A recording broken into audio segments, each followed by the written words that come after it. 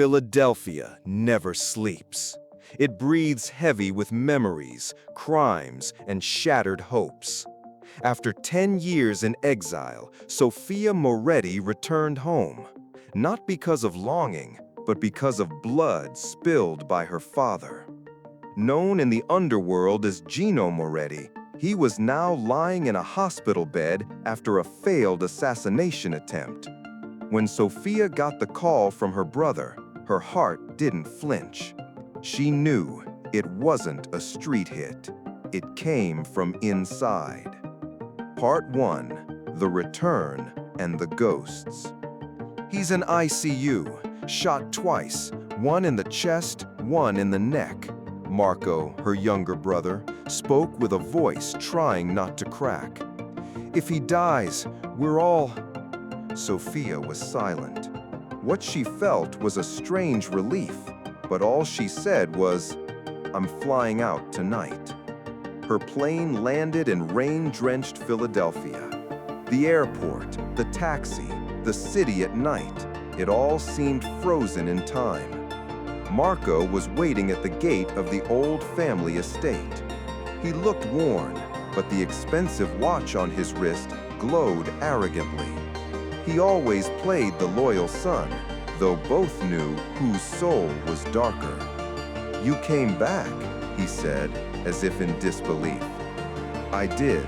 Don't ask why," she replied. Inside, little had changed. Old furniture, the smell of cigars and whiskey, their mother's portrait on the stairs. In the kitchen sat Richie, their cousin, and Clara, Marco's wife. The atmosphere was funereal. "Think it was the Irish?" Richie asked. "They had motive." "No," Sophia said coldly. "It was one of us." Silence. Only the low hum of the fridge. At the hospital, she saw her father. Gino looked pale, breathing only with the help of machines. Beside him stood a guard from the Lawson family. External protection, but not from internal threats. On the hospital roof, lighting a cigarette, she was joined by an old acquaintance, Detective Lance Sivers. "Didn't expect to see you here, Soph. Your father made a lot of enemies." But only family had access to the house, and only family knew he was planning to retire. That made him a threat. "You think it's about the inheritance? Someone not willing to wait? Or scared they won't get anything at all?" Lance nodded. He knew. Sophia wasn't just the daughter of a mobster. She had been his brain, once. Part 2: Scars and Clara's Confession. The next day, she visited Marco's office. Everything looked clean: papers, cameras, glass walls. But on one monitor, a text conversation with an unknown number. She took a photo. Later, she called her brother. "Who are you texting under the name LL?" "Stay out of it, Soph. I'm holding everything together. It all depends on me now." "And you shoot our father to speed up your inheritance?" Marco snapped. "You disappeared for 10 years. Now you come back to lecture me. I've been grinding here while you play your new life." "I atoned. You sold out." She hung up. Her hands trembled. But this wasn't over. That evening, Clara came to her. Eyes red, voice barely a whisper. "Soph, I'm pregnant with Marco's child. But he said he won't risk it all. And there's more." "What?" "He planned it with Richie. I overheard them. They want a power shift. He wants everything. And you, gone." Sophia felt it all clicking into place, but she needed proof. Part 3: The Room of Memories and the Climax. In her father's old safe, she found a flash drive. On it, a hidden camera recording from Gino's office. The video showed Marco and Richie talking about Gino's retirement, saying, Old ideas need to die with him. Then, the plan. She copied the video and gave it to Lance. Then she arranged a meeting. Everyone at the warehouse tomorrow. I need to know who stands where.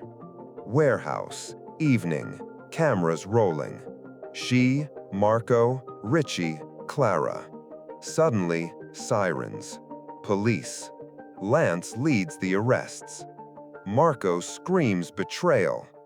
"You betrayed us!" he shouts at Sophia. "No, brother.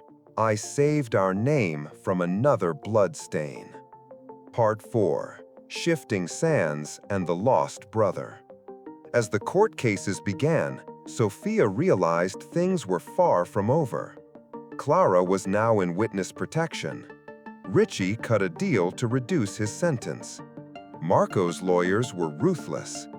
Meanwhile, threats arrived at her door. Anonymous letters, a car with slashed tires. Her past was not buried. It had followers. Sophia hired private security, moved into an apartment downtown, but fear lingered in every hallway. One night, a man tried to break into her home. She shot him in the leg. It was one of her father's old lieutenants. "Why?" she asked. "He left debts. Someone had to pay." She realized the system Gino built wasn't collapsing. It was crumbling, piece by piece, dragging everything down. Weeks later, a message came from an unknown number. "You think Marco was your only brother? LL." She traced it to an address in New Jersey. In a rundown bar, she met Lorenzo Lazzari, her father's illegitimate son. "Gino sent me away when I was 10, he said. "But I know things about his offshore accounts, about his enemies. I want to work with you." Sophia was cautious, but she knew Lorenzo might be the only one who understood the darkness they both inherited. Part 5. Blood Legacy. They dug deep, found hidden ledgers, bank codes, and videotapes of political figures meeting Gino in secret. They blackmailed the right ones, shut down the wrong ones. Sophia wasn't rebuilding the Moretti Empire. She was burning down its foundations. Together, she and Lorenzo formed a shadow firm, legal on the surface, ruthless underneath. Lance came to her one night. "You've changed." "No, I've accepted what I am." He stared for a moment, then left. She never saw him again. 1 year later, Sophia stood in front of her mother's grave, a bouquet in hand, Lorenzo beside her, the city behind them. "Do you think she'd be proud?" he asked. "No," Sophia whispered, "but she'd understand." Thunder rumbled in the distance. Silence followed. The storm wasn't over. It had just changed hands.